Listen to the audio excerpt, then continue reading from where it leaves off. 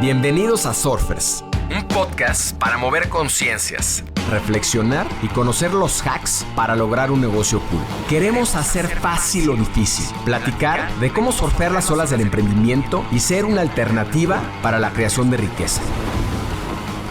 Surfearemos este backside con invitados que se atrevan a tomar las olas retadoras, que nos ayuden a replantear la forma de emprender y apalancar la tecnología para ser más libres, plenos y felices. Tenemos que ir hacia una economía de alto valor, pero como país tenemos las condiciones idóneas para hacerlo. Tenemos un mercado creciente, la población de México está creciendo, también un mercado de exportación a Estados Unidos, a Norteamérica, Estados Unidos y Canadá, donde cada vez tienen más problemas de agua, de mano de obra y bueno, las inclemencias del clima que en México son muy benévolas, ¿no? Sí, vendemos abejorros. Lo padre es que, bueno, sí, se producen en laboratorios, no es como la abeja que las produces en tu apiario y en el campo, sino que realmente esta especie necesita un periodo de hibernación, entonces por eso lo producimos en laboratorios de alta tecnología. Y el abejorro es un polinizador. Los polinizadores pues, van a las flores, colectan el polen y es una simbiosis entre un efecto simbiótico entre el abejorro y la planta, ¿no? Somos la única universidad que tiene que es una empresa con las puertas abiertas, una empresa escuela. O sea, nosotros lo que enseñamos en Seicor es enfocado a resultados. Confiar en ti, yo creo que es lo más importante, ¿no? Si no confías en ti, pues va a ser, creo que la única persona que puede hacerte daño eres tú mismo. Entonces el primer hack es que tienes que confiar 100% en ti. México y Latinoamérica viven sin duda un momento importante de cambios en el campo. La educación es una pieza fundamental para poder cambiar estas realidades, así como la tecnología. Platicamos con Rigo Bueno, un empresario comprometido con el campo y el futuro de los alimentos y la sustentabilidad. A través de diferentes iniciativas, está recomponiendo el tejido social y del negocio de los alimentos. Espero que disfruten esta plática que sin duda da para mucho más. Estamos en nuestro backside número 16 con un emprendedor a quien no le gusta que le digan qué hacer. Amante del campo desde chico y no necesariamente de los contadores. Logró sus sueños de niño de tener tierra para disfrutar con su familia, pero también para producir y aportar al campo mexicano. A través de su empresa promueve la agricultura sustentable. Nuestro backside hoy será el agro en México, entre la economía de subsistencia y la de alto valor. En esta ocasión nos acompaña Rigo Bueno, originario de Colima, se desarrolló en México y actualmente en el Bajío. Estudió agronomía en el TEC de Monterrey con estudios en el IPADE. Ha desarrollado sus negocios alrededor de la agricultura, aunque también ha promovido en diferentes esfuerzos el deporte de alto rendimiento y la producción de vino. Piloto aviador, apasionado del golf y con mucha hambre por aprender siempre. Bienvenido a Surfers, mi querido Rigo. Muchas gracias, Roger. Aquí estamos a tus órdenes. Rigo, hay que seguir neceando para empujar el campo hacia una agricultura de subsistencia o cambiar de fondo a una agricultura de alto valor. Bueno, la respuesta es muy sencilla, ¿no? El cómo es lo que se hace complicado. La respuesta, pues es sí, tenemos que ir hacia una economía de alto valor, pero como país tenemos las condiciones idóneas para hacerlo. Tenemos un mercado creciente, la población de México está creciendo, también un mercado de exportación a Estados Unidos, a Norteamérica, Estados Unidos y Canadá, donde cada vez tienen más problemas de agua, de mano de obra y bueno, las inclemencias del clima que en México son muy benévolas, ¿no? El tema es cómo pasar de esa gran población que hay agrícola, o sea, más o menos, yo recuerdo hace años era un 28% de la población en México se dedicaba al agro, y pues la mayoría, yo creo que un 90-95% de esa población es esa agricultura subsistencia. Entonces, ¿cómo es lo difícil, ¿no? Pero sí, respondiendo a tu pregunta, sí, sí tenemos que ir hacia allá. ¿Por qué te consideras alguien siempre listo para aprender? Eh, no sé si esté siempre listo, o sea, sí, muy buena pregunta. Este, sí, creo que es algo que tengo, ¿no? Es un acto reflejo el que si veo algo que me interesa, quiero conocerlo y conocerlo un poquito a fondo, tratar de ver y de conectar esos puntos con la experiencia que ya tengo y que me gusta emprender nuevas cosas y bueno, aprender también nuevas cosas, ¿no? ¿Por qué me considero? No sé, creo que es algo que así soy. Tal vez esas ganas sí, de superarme, de tener una mejor calidad de vida, un mejor estilo de vida. Entonces, el no sentirme en una zona de confort, pues sí, siempre he tenido ese miedito de que las cosas puedan cambiar. Siempre me he sentido una persona muy, muy suertuda y con lo que me ha dado la vida, específicamente en la parte profesional, que es de lo que también me gusta mucho aprender, porque sé que las cosas pueden cambiar y entonces hay que estar innovando, mejorando y haciendo mejor las cosas, ¿no? Entonces, es esa, creo que la respuesta por qué me siento alguien que siempre está listo para aprender, por curiosidad, porque es algo innato, es un acto reflejo y también por la necesidad y el miedo a que las cosas cambien. Que ahorita pues todo está muy bien, la empresa sigue creciendo, cuando se presentan nuevas oportunidades, pues hay los recursos para poderlas emprender, pero también obviamente he tenido pues fracasos. Hablando precisamente de tu negocio, ¿qué es Copert y qué negocios lo integran? Copert, la empresa se llama, en la que soy socio es Copert México, es la empresa con la que empecé, es una empresa de alta tecnología, enfocados al agro. Hace los primeros 20 años de la empresa nos hemos enfocado a cultivos de alto valor y bueno, todavía, pero cultivos de invernadero. Justo hace 5 años para acá hemos estado buscando nuevas oportunidades en cultivos extensivos. ¿Qué es Copper? Pues yo siempre lo digo, es una empresa que lo que vende es conocimiento de manera filosófica o romántica. La realidad es que, bueno, el producto que hacemos, el por qué, porque nos gusta. Creo que en los genes de la compañía es el hacer las cosas diferentes. Fundador en Holanda que se llama Jan Koppert, pues una persona que por una situación de vida estuvo a punto bueno, prácticamente falleció por el uso de los insecticidas. El asma, era un productor de pepino y tenía que seguir aplicando en su invernadero agroquímicos. Entonces, ya muy enfermo va al doctor y le dice que pues tiene que dejar de aplicar agroquímicos y entonces dijo, pero pues me voy a morir de hambre porque no puedo seguir cultivando pepinos sin el uso de estos insecticidas o acaricidas. Entonces, pues sí, esa decisión de vida esa necesidad le hace ir a buscar qué alternativas había. Y había un investigador que termina trabajando para la compañía años después, que había encontrado que un bichito, un ácaro, se comía esta plaga que se tenían que usar los insecticidas. Y entonces ese año empieza de una forma muy artesanal y rudimentaria a producir este bicho que por muchos años fue el logo de la compañía.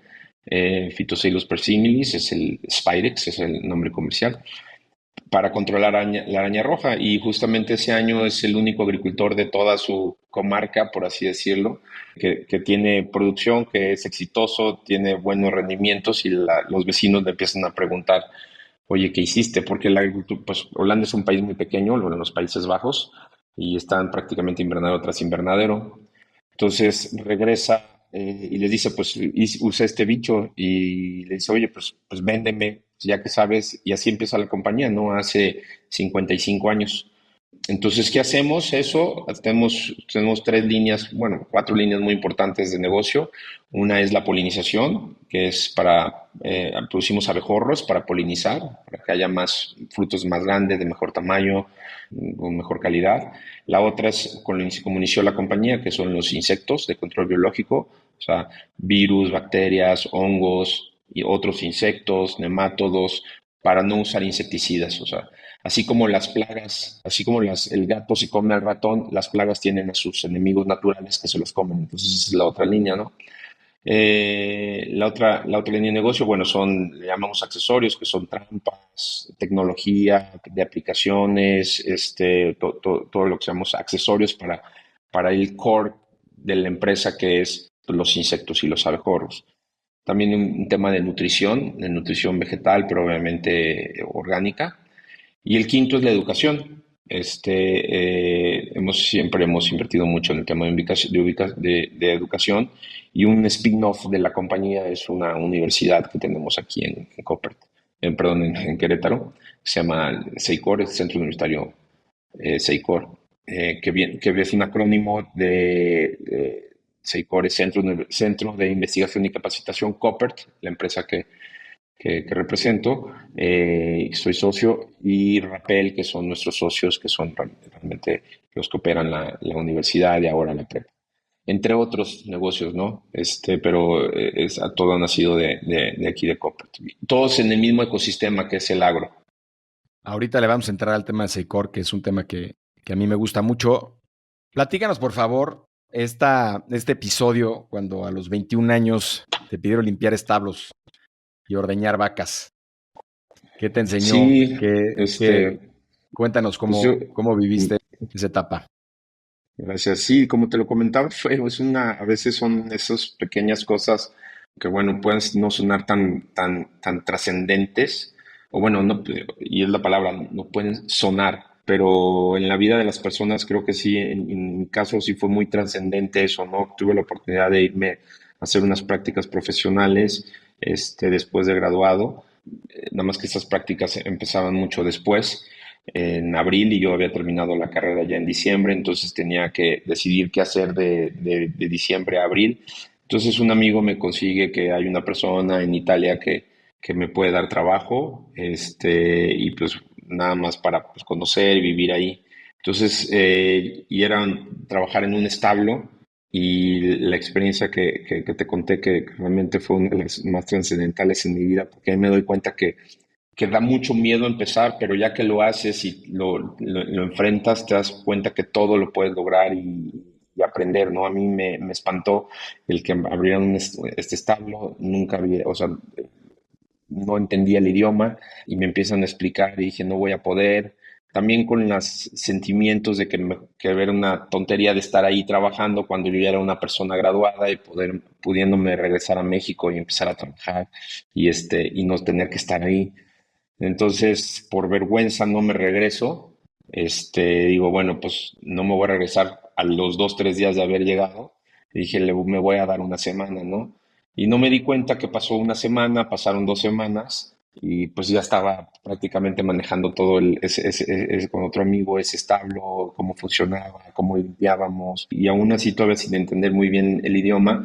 Fue para mí así como un de mis más grandes logros, mejor que haberme sacado un 10 en alguna materia muy difícil, o haber ganado un partido de fútbol o cualquier cosa. De verdad fue algo muy, muy trascendental. Ese momento que dices, pues nada más hay que empezar, y de poquito en poquito, ¿no? Como dicen, cómo se come un elefante, pues de partecita en partecita, ¿no? Poco a poco.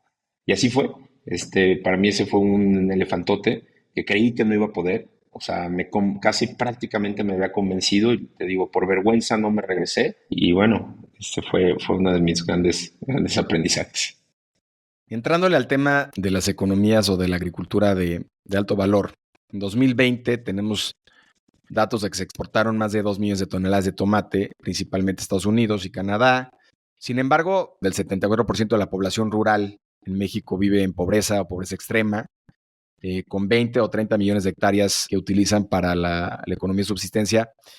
¿Cómo conciliamos estos dos mundos de los que hablamos al principio de la plática? ¿Cómo hacemos que estos dos mundos convivan, o cómo hacemos que todo este universo de personas que están en esta situación puedan aspirar o puedan entrar en estos procesos de generación de alto valor.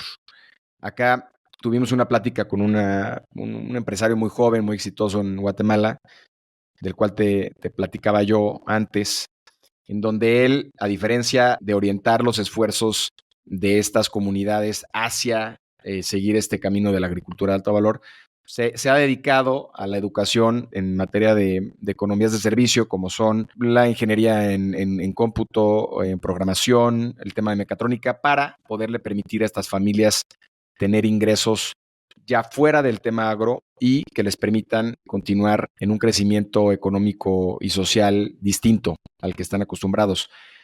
Yo creo que lo que está haciendo este cuate en Guatemala está muy bien. Hacer que las familias, o sea, la población dedicada a la agricultura deje de dedicarse a la agricultura. Suena así como que, ¿por qué?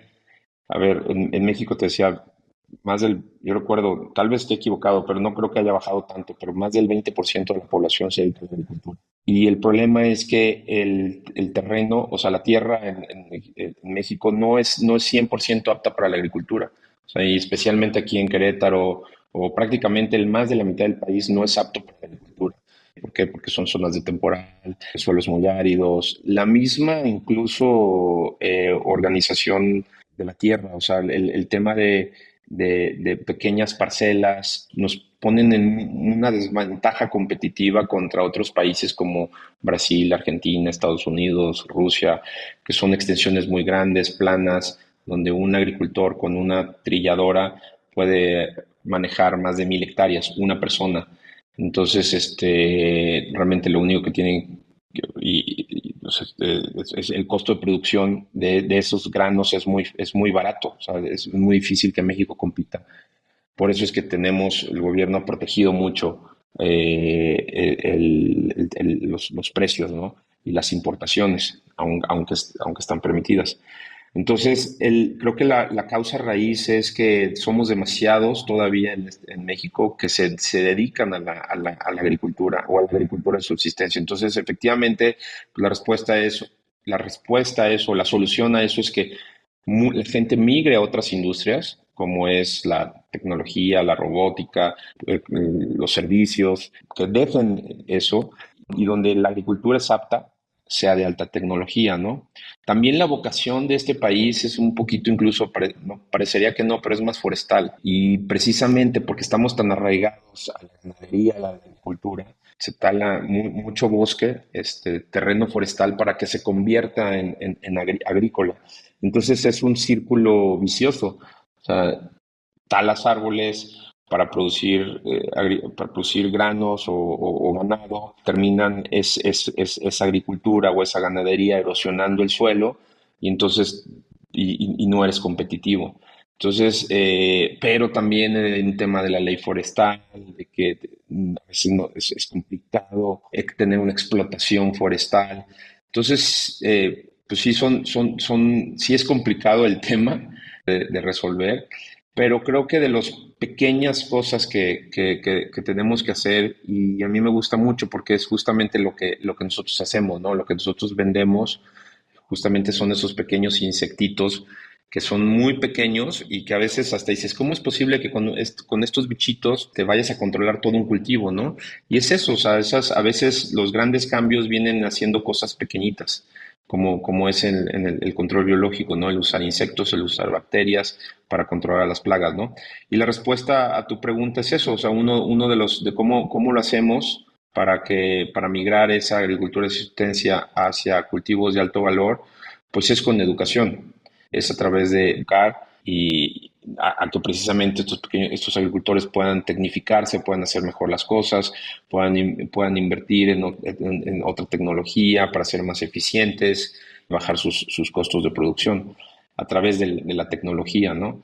Pero creo que una de las causas raíces es que como país no hemos generado todavía pues los suficientes empleos para que la gente migre a otras industrias, ¿no? Y bueno, siendo un poquito conspirativo o no conspirativo o no sé cuál es la palabra, pues es algo que le ha convenido también a estas otras industrias, ¿no?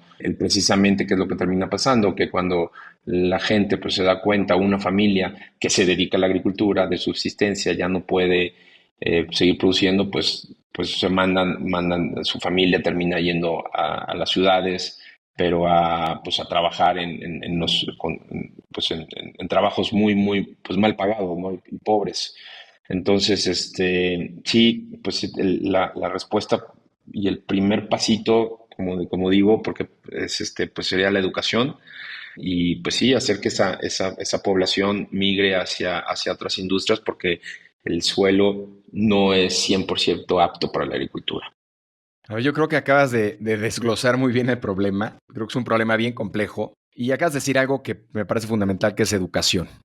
Y hoy el campo, particularmente, no encuentra suficientes ingenieros agrónomos. También lo platicábamos en la llamada previa. La fuerza laboral de agrónomos en México en el segundo trimestre del 23 fue de 25,800 personas. En el mismo periodo, la población ocupada de agrónomos registró 25,000 trabajadores, 65% con empleos formales y 35% en la informalidad. Claramente, para una economía con un territorio tan importante como el que tenemos y con esta potencia que tenemos en materia de agro de alto valor, pues es chiquitito, ¿no? Y decíamos, por lo menos en mi entender, pues que así como existen pocos ingenieros en cómputo y la gente no se ha dado cuenta que lo que necesitamos menos es más doctores o más abogados o más contadores, que son los que te gustan a ti, pues definitivamente necesitamos entrarle al tema, necesitamos hacer entender a las nuevas generaciones que ser ingeniero agrónomo no significa en esta probablemente idea muy rudimentaria de estar arando el campo y haciéndola de agricultor de subsistencia, sino son personas necesarias, no solamente para seguir creando esta potencia agrícola que tenemos en este sentido, sino también de traer a la mesa tecnología y de crecer este grupo tan importante. ¿Cuál sería tu pensar? ¿Cómo estarías tú entendiendo este reto que existe alrededor de la creación de más ingenieros agrónomos? Pues sí, sí es un reto porque también efectivamente no es muy glamuroso ser, bueno, todavía en la mente de muchos de los chavos que están entrando a la prepa y que todavía no saben qué estudiar, efectivamente el ser agrónomo, la imagen que tenemos no es muy glamurosa, porque pues efectivamente piensan que es estar bueno, lo decíamos, no hay dos mundos, el de subsistencia y ahora el de cultivos de alto valor, y que son empresas muy grandes, tecnificadas, que generan mucha riqueza. Entonces, de entrada sí no suena tan glamuroso para un chavo y es estudiar economía. Porque pues suena que estás en el campo, que te ensucias, que estás en el sol, en el calor, tierra, ¿no? Hay gente que sí les gusta eso, que ya está harta de la ciudad y quisiera ir a hacer eso, ¿no? Pero sí, bueno, pero aún así es un tema, o sea, cada vez hay menos estudiantes que están interesados en estudiar agronomía. Y de hecho las grandes universidades, pues sí, cada vez su matrícula pues no crece, ¿no? Segundo, tampoco están enfocadas a estos cultivos de alto valor como es la cuestión de invernaderos. Por eso nosotros hicimos esta universidad. Somos la única universidad que es pues sí, que es una empresa con las puertas abiertas, una empresa escuela. O sea, nosotros lo que enseñamos en Seicor es enfocado a resultados. Eso no es negocio. O sea, sí hacemos mucha investigación, sí hacemos mucha investigación básica, pero en realidad lo que terminamos enseñando los profesores eso no es prácticamente negocio.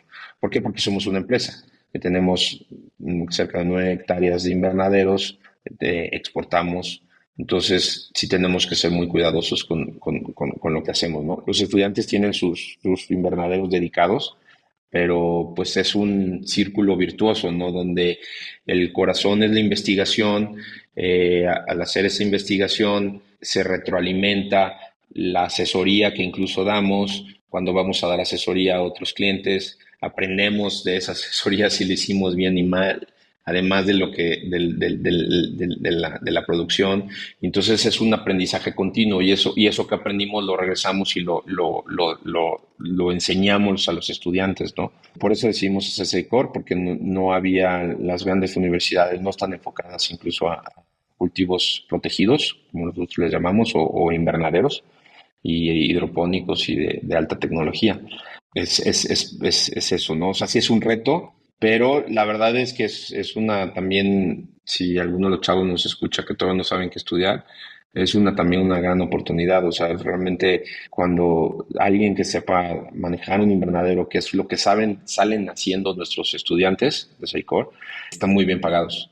Porque de hecho, yo lo decía, ¿no? Cuando decidimos iniciar SAICOR, bueno, un poquito antes, los inicios de la industria de invernaderos en México eran manejados por extranjeros. Me refiero a los gerentes de producción, para que me entiendan, ¿no? Alguien que tiene una planta. O sea, que en el argot de invernaderos les llaman growers, porque así les dicen los holandeses, ¿no? Los growers, o sea, los cultivadores, el grower, y se llaman el head grower, senior grower y todo. Entonces, los famosos, y así se les dice, así lo dicen todo en México. Estos famosos growers eran extranjeros. Es más, yo creo que se nos quedó ese nombre porque cuando venían, oye, ¿cuál es el título? Gente de producción, está muy largo. No, yo soy el grower, y I'm the grower, y soy el grower, ¿no? Y entonces todos los growers eran extranjeros. O sea, las primeras empresas en México pues eran extranjeros que las empresas tenían que pagar a un holandés, franceses, españoles, israelitas, canadienses. Eran los que manejaban los invernaderos en México. Todavía se importan muchísimo, pero esa balanza se ha invertido. Y creo que tiene que ver algo mucho que lo hemos invertido nosotros, ¿no? Entonces, también la industria ha crecido y pues ha transferido ese conocimiento. Y ahora creo que yo creo que sí, ya más del 50% son mexicanos, ¿no? Entonces, por eso decidimos hacer esta universidad, no para dejar de importar growers, sino porque veíamos que no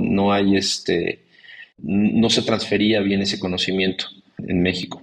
Entonces, ese era también otro de los retos. Sigue creciendo la industria, gracias a Dios. Es una industria que ya no crece a los ritmos que crecía hace 15 años o 20 años.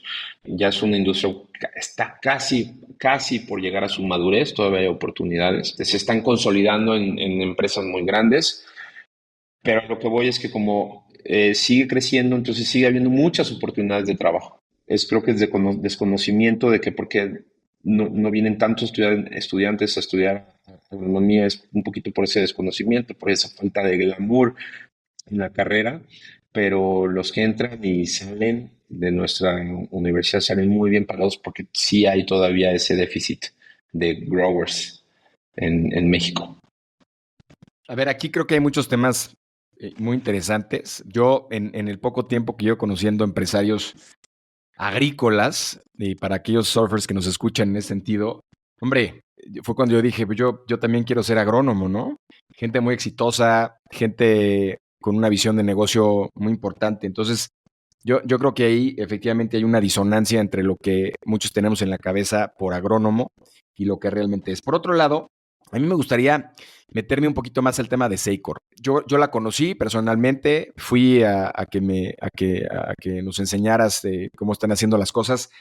Previamente yo también había preguntado a algunos sobre el proyecto y es un proyecto francamente respetado y admirado por muchos conocedores de la industria. Me gustaría que nos platicaras un poquito más de la historia de Seicor, qué es lo que está haciendo, cuáles son los retos que tienen en términos de educación y también que nos platicaras algún caso. Yo me acuerdo que en buena medida tú creaste Seicor también como una universidad. No sé si sigue siendo así, con estos dormitorios incluidos, sobre todo por la dificultad de algunos estudiantes de simplemente llegar, ¿no?, a la universidad, consideran todos los temas de infraestructura que no existen en México y de trasladarse a la universidad, ya de por sí era un reto. Y hay casos que tú nos contaste en su momento muy, muy representativos de chavos que en este esfuerzo de llegar a este lugar desarrollaron sus carreras profesionales y probablemente también cambiaron la situación que tienen en sus casas. Platícanos más, por favor, acerca de Seicor. Claro que sí. Bueno, sí, Seiko lo fundamos nosotros como Coppert en México, yo con todo el equipo de Coppert y mis socios, que es Rappel, por eso se llama Seicor. empezó como un centro de investigación y capacitación, Copper Rappel. Ese es el acrónimo de Seicor. Rappel son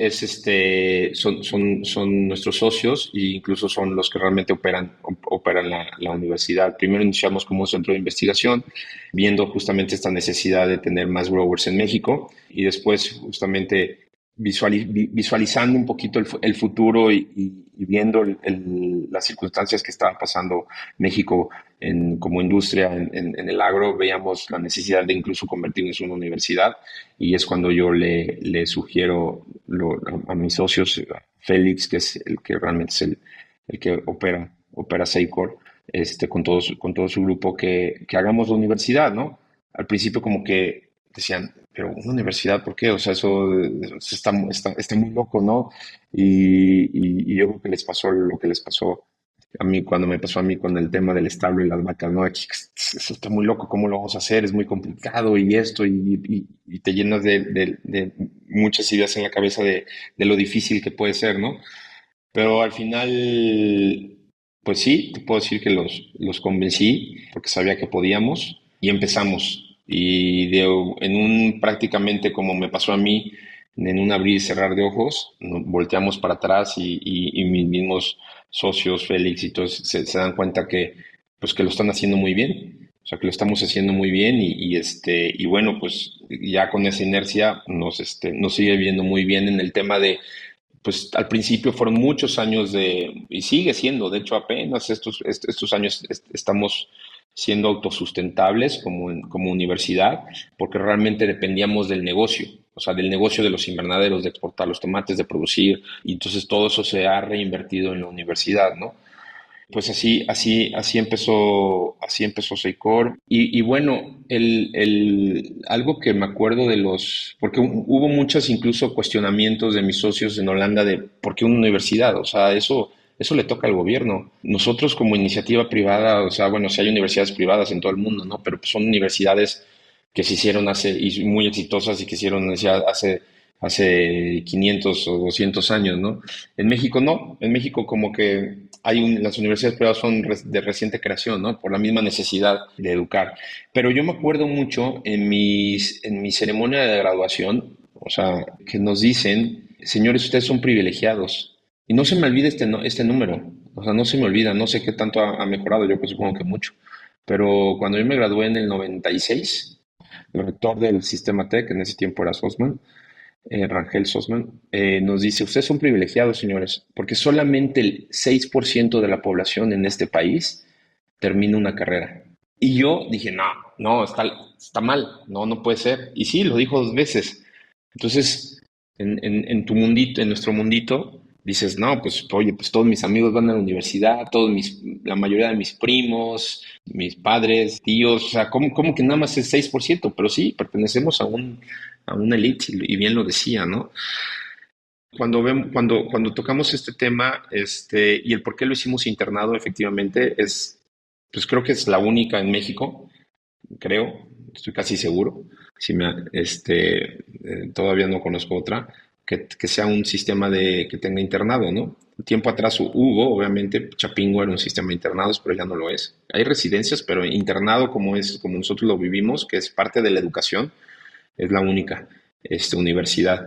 ¿Y por qué? Porque sabíamos que también, o sea, primero porque estábamos en un rancho un poquito remoto de la ciudad, porque sabíamos que teníamos que enseñar haciendo, que los estudiantes aprendieran haciendo las cosas, entonces tenían que estar ahí en el invernadero, porque yo lo viví en mi universidad, pues había un rancho, pero íbamos cuando mucho una vez cada 15 días, ibas por una clase, y las clases eran de una, máximo 2 horas, entonces pues no aprendí, o sea, íbamos a ver, realmente no a hacer. Y una de las experiencias que yo siempre cuento es de que cuando yo me gradué, ya empezando a trabajar, ya con mi trabajo, llegué a un invernadero y no reconocí qué cultivo era. Y yo ya iba a ir a vender mis productos, ¿no? Y yo, ¿qué cultivo es este? Y pues es el cultivo del que vivo, y yo no lo conocía, porque pues, nunca nos llevaron o sea, bueno, sí lo conocía, pero nunca lo había visto ese cultivo recién plantado, ¿no? Entonces, como muchos, todos aprendemos hasta que nos graduamos, hasta que empezamos a trabajar. creemos, y por eso es lo que creemos en Seicor, ¿no? Hay muchas formas de aprender. Una es la forma cognitiva, que es lees y lees y aprendes, claro que aprendes. La otra es cuando repites algo, por eso la gente en una línea de producción aprende porque lo está repitiendo, ¿no? Y la otra, el conocimiento se crea cuando lo construyes, cuando lo haces. Entonces, por eso era importante que fueran internado para que ellos estuvieran ahí y lo construyeran y lo hicieran. Incluso, algo de los principios y fundamentos que tenemos es que no favorecemos, sino que es un aprendizaje garantizado porque no es que favorezcamos que se equivoquen, pero sí nos gusta que incluso se equivoquen porque ahí también aprendes, ¿no? Entonces, y se equivocan en su invernadero y aprenden de esos errores. Generaciones que han incluso con sus propias manos que han construido sus propios invernaderos. Hay una empresa que nos ha donado incluso invernaderos para los estudiantes, para que ellos construyan pequeños módulos y ellos los han terminado construyendo. Entonces, siempre todo es el enfoque es a construir para aprender. Y estas historias, la historia pues, más fuerte es que pues, al principio nadie nos conocía. O sea, todo el mundo, le preguntas a un padre, sí, un padre de familia, quién es el TEC de Monterrey, quién es la Ibero, quién es la Nahua, la UVM, o sea, pero Seicor, ¿quién es Seicor? ¿Qué es eso? Las primeras generaciones, gracias a la industria, no nada más a Seicor, gracias a empresas como Copper, nosotros mismos como Seicor y como muchos de los stakeholders de la industria, nos apoyaron con becas y las primeras generaciones prácticamente fueron becadas casi al 100%. Pero escogíamos muy bien el perfil de las personas, del estudiante, ¿no? Entonces nadie nos conocía, por eso tuvimos que empezar con muchas becas. Y volviendo al tema del por qué el internado, el por qué tenemos las residencias y el formato de internado, porque cuando yo les explicaba incluso a los holandeses de por qué necesitamos tener un internado, o sea, porque si una universidad y aparte van a vivir ahí, o sea, educación pública hay mil gente que puede ir a estudiar a la UAC, a la UNAM, a todas las universidades públicas, a la UDG, pero no nada más es el que pases el examen, sino el que tengas incluso los recursos para que alguien de la Sierra de Jalpan pueda ir a llegar a Querétaro y dónde va a vivir, con qué le van a poder pagar sus papás sus libros, su comida, su transporte. Entonces teníamos que hacerlo integral para que precisamente sí poder hacer esa transformación, ¿no? Y sí, nosotros lo decimos, no es una universidad para cualquiera. La verdad es que sí se hace una comunidad muy bonita. Los chavos terminan estando felices. Cada vez ahora las generaciones cada vez un poquito son más grandes, entonces, pero las primeras generaciones pues eran 25 chavos, imagínate por 4 años ver los mismos 25 cuando, pues supongo que tú y yo, bueno, ambos pues, íbamos a universidad y conocías de todas las carreras y muchísimas personas, amigos, fiestas. Pues no, acá no era para cualquiera, ¿no? Hay personas fueron de muy, muy bajos recursos que creo que sí influimos mucho en su desarrollo porque si no hubiera existido Seicor, pues estarían trabajando en alguna maquiladora aquí en el estado, en Querétaro. Entonces, por eso lo tuvimos que hacer, lo quisimos hacer así. La historia del campo viene desde la época precolombina, la colonización española, la independencia y reforma agraria, que fue yo creo que uno de los momentos más importantes cuando la secularización de las tierras comunales, la Revolución Mexicana, que vino pues, básicamente con mucho de lo que tenemos hoy heredado, ¿no? Luego viene la agricultura comercial, el Tratado de Libre Comercio y muchos desafíos actuales como la escasez de agua, migración rural urbana, etcétera. ¿Qué reflexionar sobre la historia en ese sentido? ¿Qué aprendimos? ¿Qué hay que ver hacia adelante? ¿Y qué no hay que hacer de esto que sucedió en la tierra y en el campo mexicano? Uy, qué pregunta tan difícil. Sí, o sea, la verdad es que pues los grandes hitos y el tema de la Revolución Mexicana que tanto nos ha marcado y nos sigue marcando y políticamente lo siguen usando, pues sí tiene que ver con el tema de la tierra, ¿no? Claro que estuvo bien la Revolución Mexicana, o sea, sí había el tema de las haciendas, de los grandes latifundios, el poder controlado en manos de los mismos hacendados. Eso es lo que creó que precisamente la gente se rebelara, ¿no? Pero realmente era más, para mí, o sea, era más un tema del poder, ¿no? De que digamos un país joven con muchos disputa de ese poder y uno de los temas era eso, ¿no? Era la tierra, lo cual pues trajo esa reforma agraria y que esas grandes extensiones se hicieran en pequeñas y existiera lo que es elegido, ¿no? Que ahora si lo vemos como lo mencioné al principio, lo vemos con el tema de la competitividad. Híjoles, es una de las causas raíces por las cuales no podemos ser tan competitivos por precisamente esa pulverización.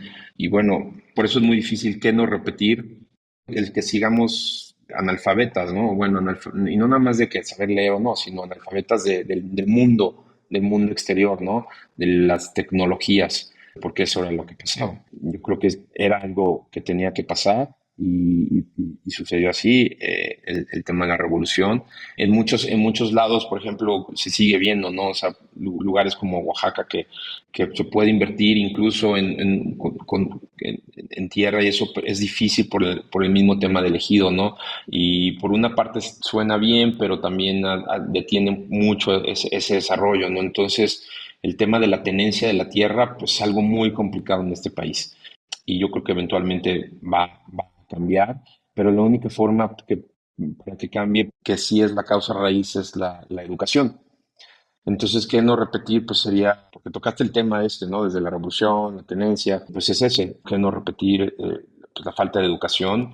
¿Y qué hacer? Pues yo creo que también hay casos muy padres, muy bonitos de cooperativas, de ejidos que sí funcionan, de comunidades que se unen por un bien común y salen adelante, incluso y salen adelante. Entonces es un poquito más hacia allá, no tanto revertir, pues ya se pulverizó, ya así está la tenencia de la tierra, entonces ¿cómo le haces? Pues es con educación y crear realmente comunidad y ver pues sí, por el bien de esa misma comunidad.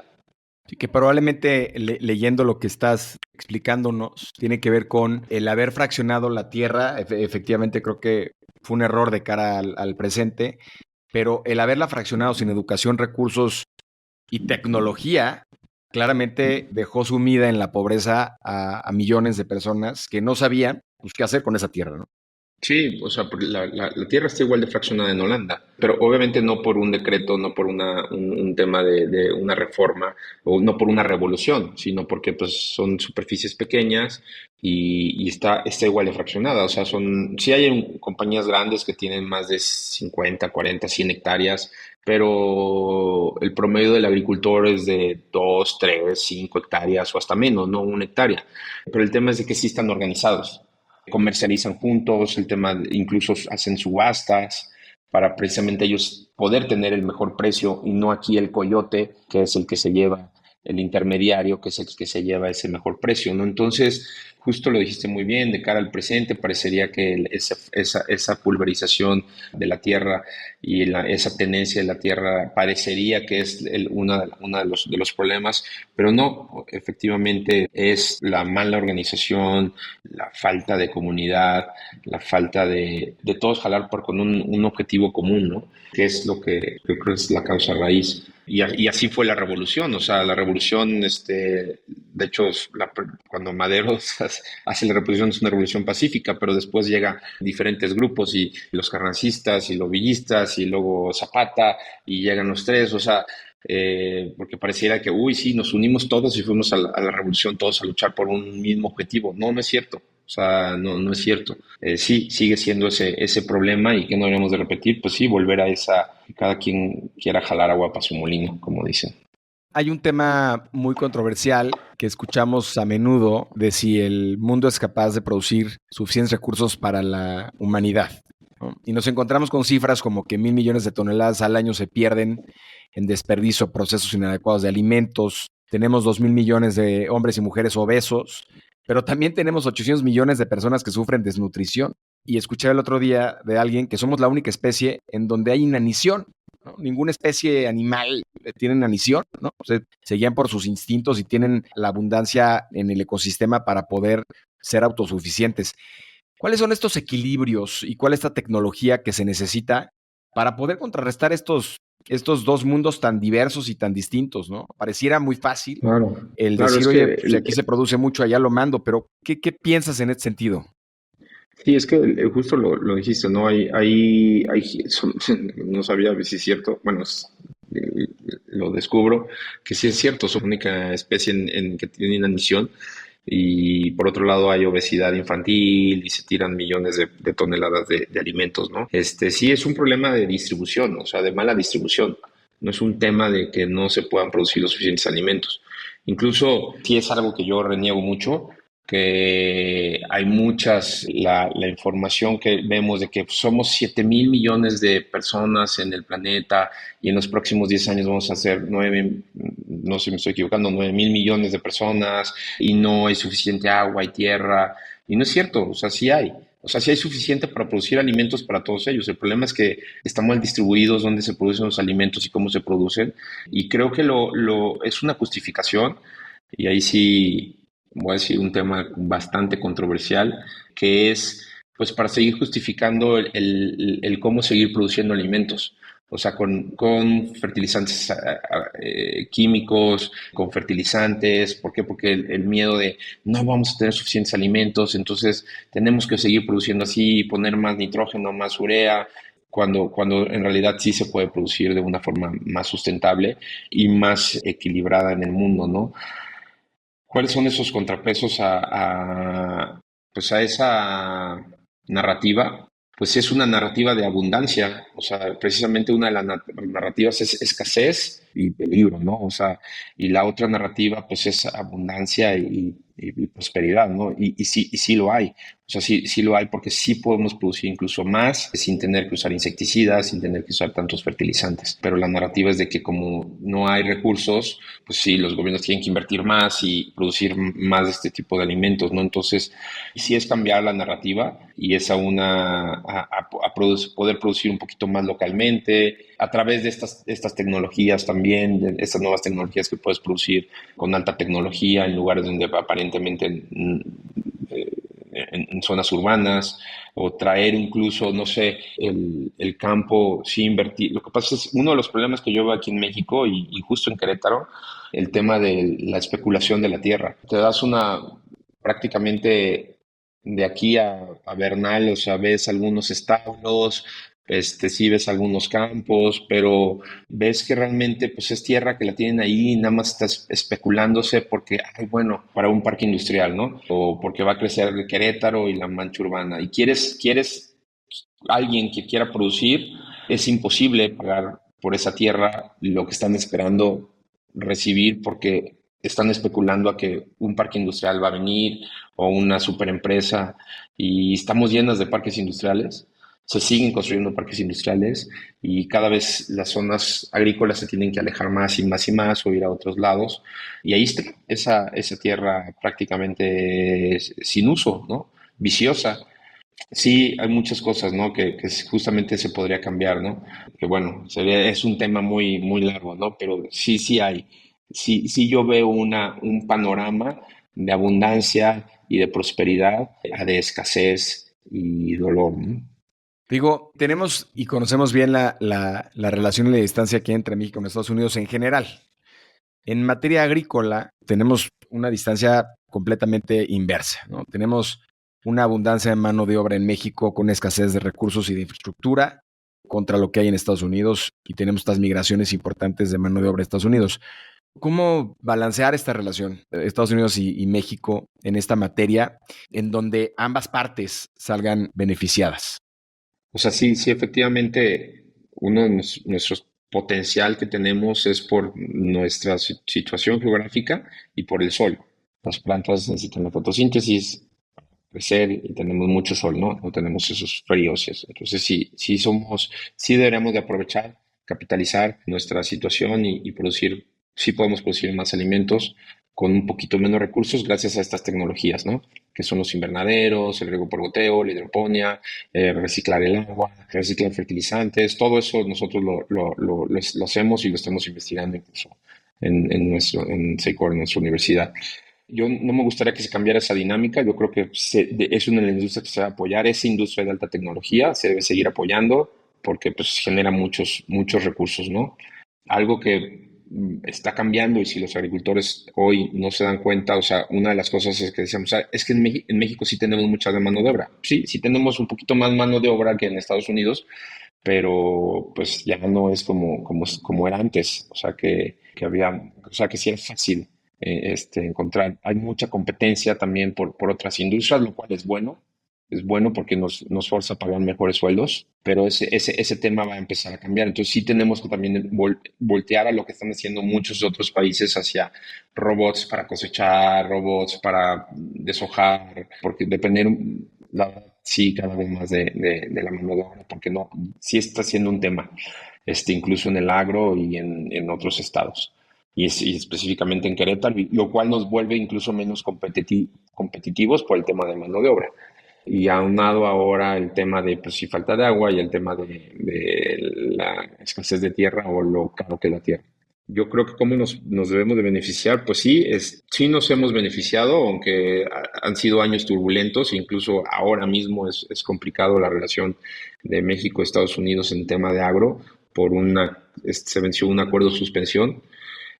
Todavía hay muchos agricultores de tomate en Florida, en California, y hace muchos años hubo una demanda del gobierno de Estados Unidos al gobierno de México, bueno, a los agricultores mexicanos por una demanda de dumping. Se argumentaban que estamos produciendo abajo del costo de producción y esto estamos destruyendo el mercado en Estados Unidos. Un juez en Florida lo aceptó y entonces iba a cobrar un arancel por penalización por vender abajo ese costo de producción. Actualmente se está negociando de nuevo ese acuerdo de suspensión, de suspender esa demanda de dumping que dura 5 años más o menos y se tiene que renovar, ¿no? Pues entonces nos pone otra vez pues sí son golpes a la industria porque el tema de que se supone que hay un tratado de libre comercio se debe exportar, pero entonces si se pone un arancel, pues va a ser más caro. Y la verdad es que también a la larga también afecta también al consumidor en Estados Unidos, porque pues, aunque nosotros nos tengan que nos cobren ese arancel, pues, el producto va a tener que llegar más caro a Estados Unidos, ¿no? Yo soy un poquito más liberal en ese tiempo, en ese sentido, pues sí, de que los gobiernos deben influir menos, ¿no? Deben dejar esa libertad de oferta y demanda, la famosa mano invisible. Pues sí, tratar de regular menos, ¿no? Creo que sí tienen que regular en temas de salud, de que los productos estén bien producidos, no estén contaminados, no tengan residuos dañinos a la salud de ambas partes, ¿no? Y yo creo que así se mejoraría mucho esa relación, ¿no? Porque es un tema de que Estados Unidos sigue protegiendo a sus agricultores, lo cual está bien. Y es lo que ha faltado también a veces aquí en México, que podríamos tener herramientas de negociación para otros cultivos como papa, como sigue importando maíz, y a veces no lo hacen. Entonces, pues los mismos agricultores se tienen que defender solos. Y eso termina pasando, ¿no? No hay, ha habido gobiernos en que sí han apoyado muy fuerte en las negociaciones y actualmente pues sí ha sido el sentir es que sí están dejando solo a los agricultores a los agricultores mexicanos en estas negociaciones con Estados Unidos. Creo que en ese tratado, ese libre comercio de materias primas y pues algunas cosas nos van a doler, pero nos van a ayudar a migrar en otras tecnologías o en otras industrias y igual para Estados Unidos, ¿no? Entonces, en el tema de agro, creo que sí hay todavía otro tema, por ejemplo, el aguacate, tampoco lo podemos exportar completamente a todos los estados por un tema de una plaga, lo cual se supone que está bien porque no vas a dejar que entre una plaga que no existe en tu territorio y que afecte a tus agricultores, ¿no? Pero hay muchas medidas de cómo evitar eso y pues era un poquito para proteger eso, ¿no? Cada vez se está abriendo más y cada vez hay un comercio más libre, ¿no? Cuando te conocí, a mí francamente me llamó mucho la atención. Me dijeron, vende abejorros, ¿no? Vende abejorros. Me pareció algo fuera de la realidad, de lo que yo entendía. Sin embargo, llevas 27 años vendiendo abejorros y sigues siendo innovador. Platícanos y platícale a los surfers, por favor, ¿qué hace el abejorro? ¿Cómo lo vendes? Porque sin duda creo que sigue siendo algo que muchos que no estamos en la industria no entendemos y no sabemos cómo se hace. Sí, vendemos abejorros. Lo padre es que, bueno, sí, se producen en laboratorios, no es como la abeja que las produces en tu apiario y en el campo, sino que realmente esta especie necesita un periodo de hibernación, entonces por eso lo producimos en laboratorios de alta tecnología. Y el abejorro es un polinizador. Los polinizadores pues, van a las flores, colectan el polen y pues, es una simbiosis sí, un efecto simbiótico entre el abejorro y la planta, ¿no? Entonces, el abejorro al ir por el polen en esa flor, pues lo que transfiere es ese polen al ovario de la flor y entonces ese ovario se va a convertir en el fruto. Entonces van a ser frutos de mayor tamaño, con mayor cantidad de semillas y sin que esté deforme. El abejorro es uno de los muchos polinizadores que hay. Existen los murciélagos que polinizan cactáceas, colibrís y la abeja, ¿no? Las abejas también polinizan cultivos que producen mucho néctar. Entonces, pues sí, el abejorro es una criatura con mucho carisma. Son muchos más tranquilos, por así decirlo, mansos que las abejas, son un poquito más agresivas. ¿Y por qué abejorros? Porque hay cultivos que no producen miel. Entonces, la abeja que todos conocemos no va a visitar un cultivo del el jitomate o un arándano, un melón, otros cultivos, ¿no? Otras berries. Lo van a visitar los abejorros porque ellos van por el polen. Nuestras colmenas vienen ya con una solución azucarada que es para precisamente no tengan que, necesitan también el néctar, ¿no? Pero el jitomate o el tomate, la flor del tomate no produce néctar. Pues es también es una especie que es blanco y negro no tener abejorros, es tan necesaria para un agricultor de invernadero o incluso a campo abierto. Es tan necesario el abejorro porque pues, aumenta la producción. O sea, porque no todas las flores con la polinización por aire se cuajan y producen frutos. El abejorro sí te puede asegurar que el 100% de las flores te cuajen y tengas frutos. Entonces, como es tan necesario e indispensable en la producción de alimentos, específicamente jitomate, tienen que cuidarlos. Entonces, la ventaja del abejorro también, otra de las ventajas es que es el que nos abre las puertas a que el agricultor tenga que usar productos amigables con los abejorros. Y pues lo mejor es no usar insecticidas, porque al final de cuentas son insectos, el abejorro es un insecto, bueno, y los matarían si usan insecticidas, entonces tienen que usar productos que sean compatibles con esos abejorros y eventualmente entran el tema de usar control biológico, que es usar otros insectos, usar virus, bacterias, y entonces pues ya el paquete completo. Yo creo que muchos tampoco terminamos de entender. Me gustaría que nos dieras algunos ejemplos muy prácticos y muy concretos. ¿Qué tecnologías se usan en estos invernaderos? ¿Qué tecnología existe hoy que probablemente no vemos, ¿no? Cuando pasamos en la carretera y vemos estos grandes invernaderos. ¿Qué nos puedes contar que aprendamos todos y que nos llevemos en esta conversación? Wow, pues muchísimas. La verdad es que es impresionante justamente la tecnología, lo que ha avanzado también en esta industria, desde calefacción, bueno, nosotros tenemos de calefacción solar, desde ciertos tipos de calefacción con agua caliente, que también al mismo tiempo pues aprovechas el CO2 de quemar ese combustible, que ese CO2 también lo usan las plantas junto con la luz y el agua para producir más carbohidratos, entonces producen más las plantas, tecnología de reciclado de agua, o sea, realmente hay mucha, antes de que empezara todo este tema de la economía circular, porque es buena. Yo creo que el tema de los invernaderos habían empezado mucho antes con ese tema de economías circulares, pero pues desde el punto de vista económico. ¿Por qué? Porque precisamente mucho de esta tecnología, lo tenemos que decir, viene de Holanda, de los Países Bajos. Y ellos, a través de tantos años de más de 100 años de estar produciendo, siguen siendo competitivos, a pesar de que países como España, que tuvieron un boom en invernaderos, tienen más de 50,000 hectáreas o más de invernaderos, la misma situación de México, con más mano de obra, con más sol, con mucha tierra, con también al final de cuentas con agua, y los holandeses por la necesidad tenían que ser cada vez más competitivos porque pues competían con España, ¿no?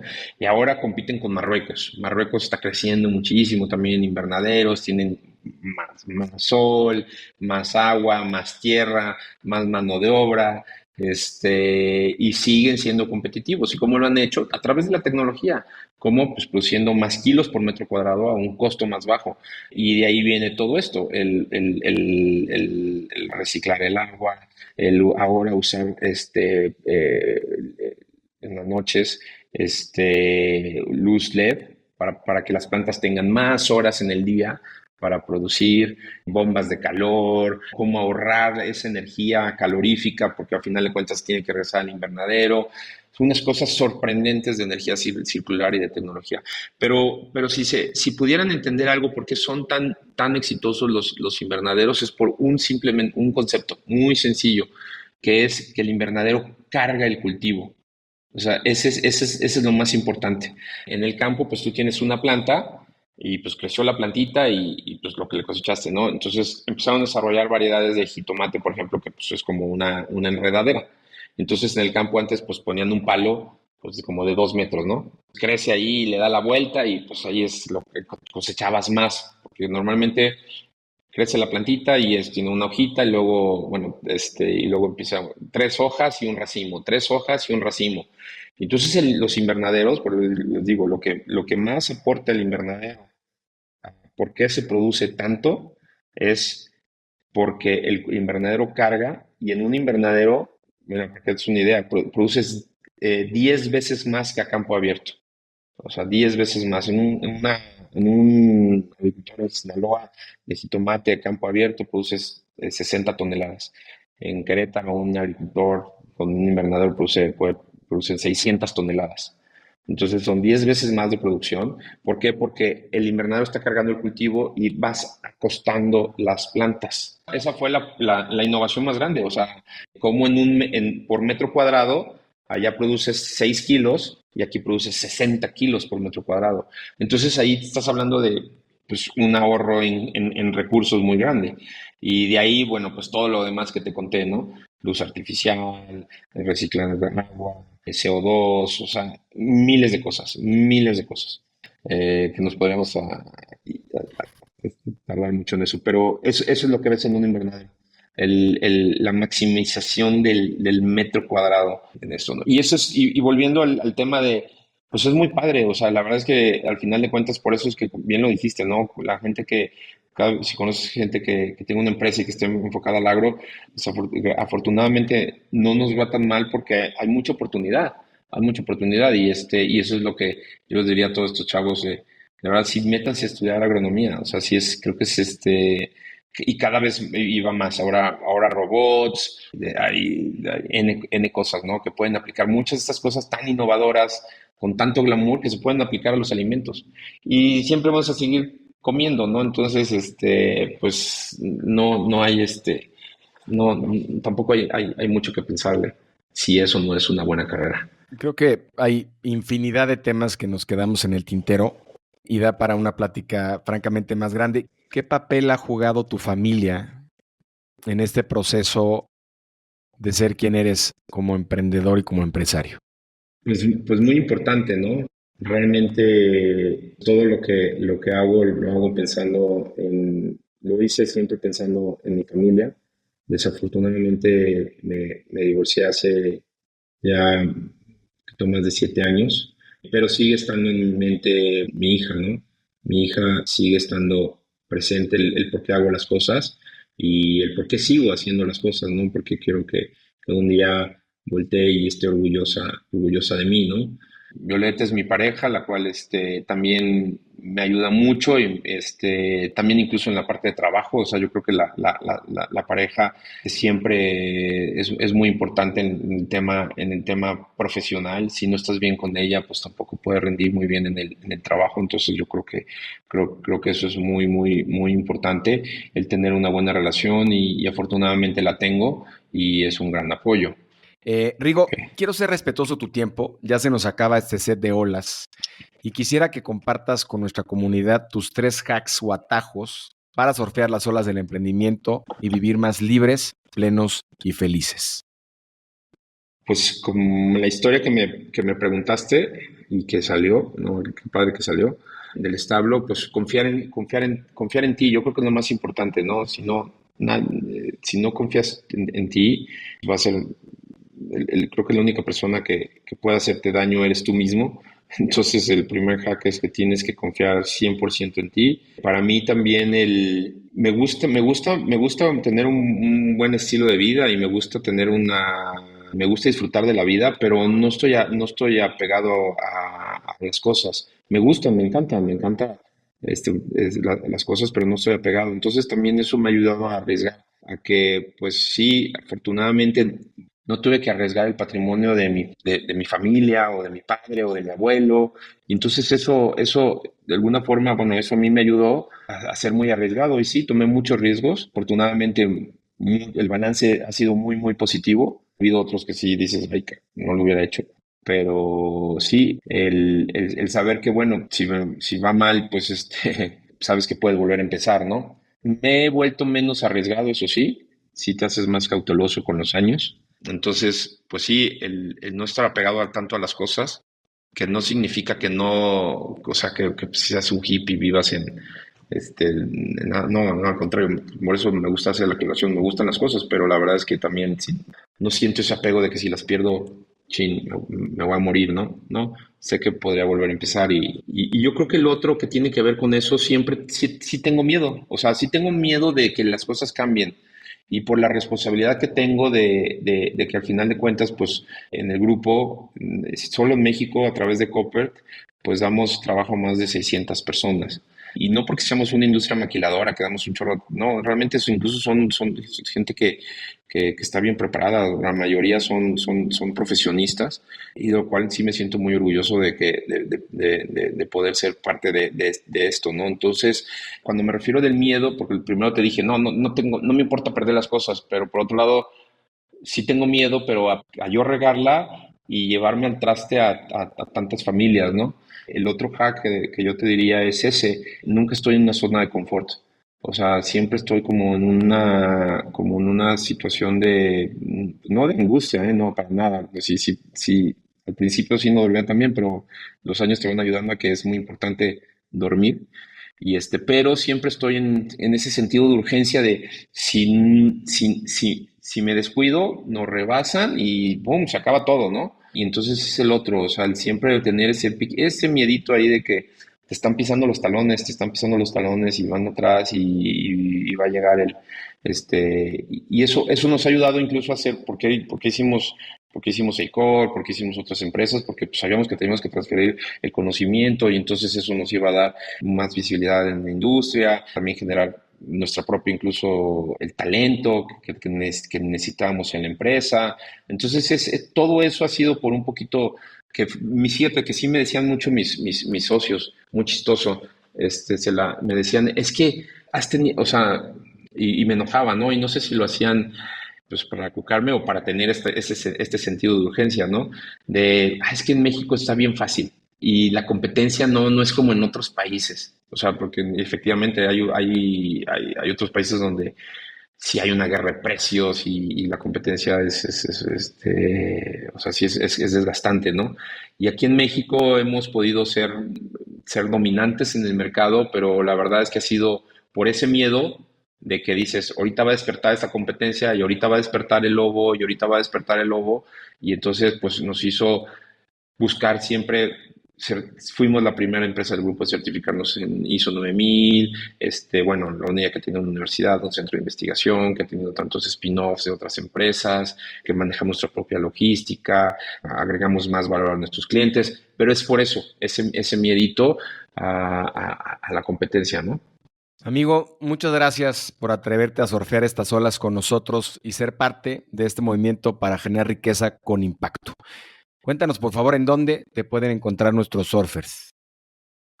Claro que sí, pues Copper, en la página de la empresa es www.copper.com.mx, que es K de kilo, O de Oscar, P de Pedro, ert.com.mx.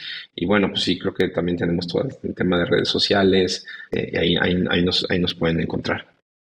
Esto fue Surfers y nos vemos en el siguiente short.